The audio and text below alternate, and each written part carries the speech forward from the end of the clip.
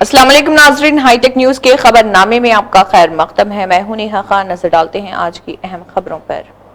निजामाबाद जिले के बोधन में अंबेडकर चौराहे पर कांग्रेस पार्टी की जानिब से एहतजाजी धरना। मंडल सदर गंगाशंकर और नागेश राव की क़यादत में कारकुनों ने दिल्ली के जंतर मंतर पर तलबा के खिलाफ मुबैना लाठीचार्ज और राहुल गांधी की हिरासत की मजम्मत की। मुजाहिरीन ने वज़ीर-ए-आज़म मोदी और मरकजी वज़ीर तालीम धर्मेंद्र प्रधान से इस्तीफे का मुतालबा करते हुए मरकजी हुकूमत के खिलाफ नारेबाजी की। पेपर लीक हुआ, जो स्टूडेंट्स प्रोटेस्ट कर रहे जंतर मंतर पे, उनके सपोर्ट में आज बोधन से भी हमारी पार्टी कांग्रेस पार्टी की तरफ से उनके सपोर्ट में आज धरना दिया गया है। और हमारी तमाम की ये मांग है कि एजुकेशन मिनिस्टर धर्मेंद्र प्रताप प्रधान जो भी है उनका इस्तीफा देना चाहिए। ये जो जिद और तानेशाही सेंट्रल गवर्नमेंट की, बीजेपी गवर्नमेंट की जो चल रही, ये ज्यादा दिन चलने वाली नहीं है।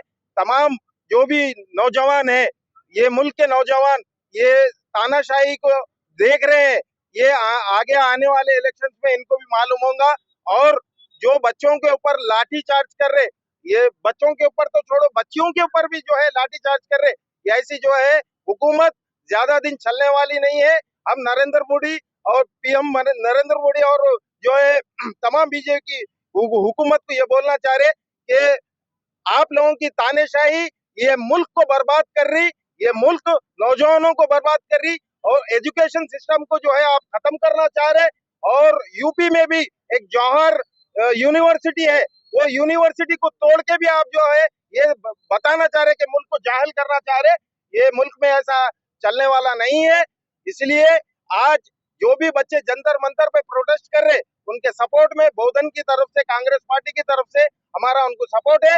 हमारी एक ही मांग है, फिलहाल के तौर पर धर्मेंद्र प्रताप एजुकेशन मिनिस्टर को इस्तीफा देना चाहिए।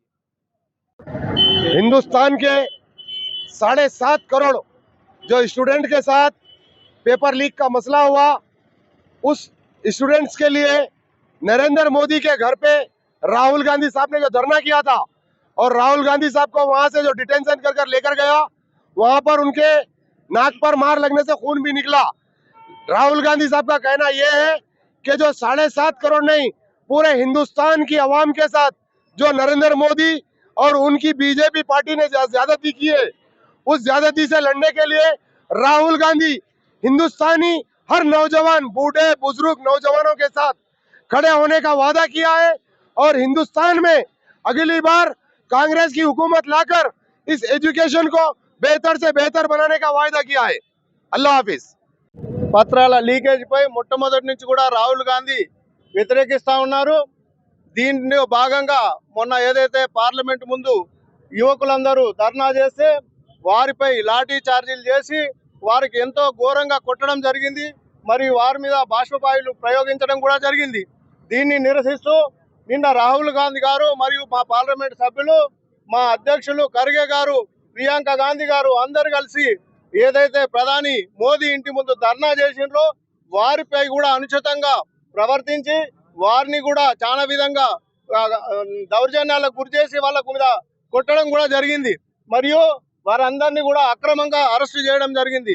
దీన్ని నిరసిస్తూ ఈ రోజు రాహుల్ గాంధీ అరెస్టును నిరసిస్తూ మేమందరం కూడా ఈ రోజు అంబేద్కర్ చౌరస్తాలో ధర్నా చేస్తా ఉన్నాము।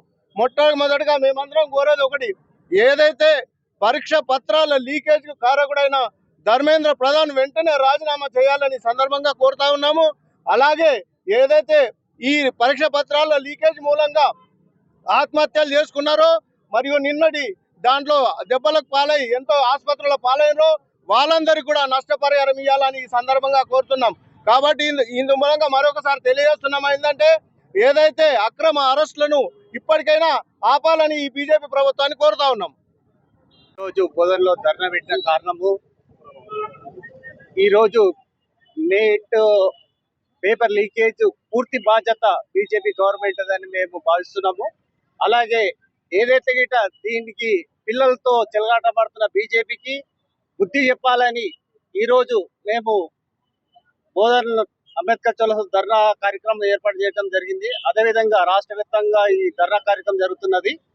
వెంటనే దీనికి సంబంధించిన కార్యకర్తలు ఎవరైతే ఉన్నారో వాళ్ళ వెంటనే రాజీనామా చేయాలి, లేకపోతే సస్పెండ్ అన్న చేయాలి అని మేము డిమాండ్ చేస్తున్నాము।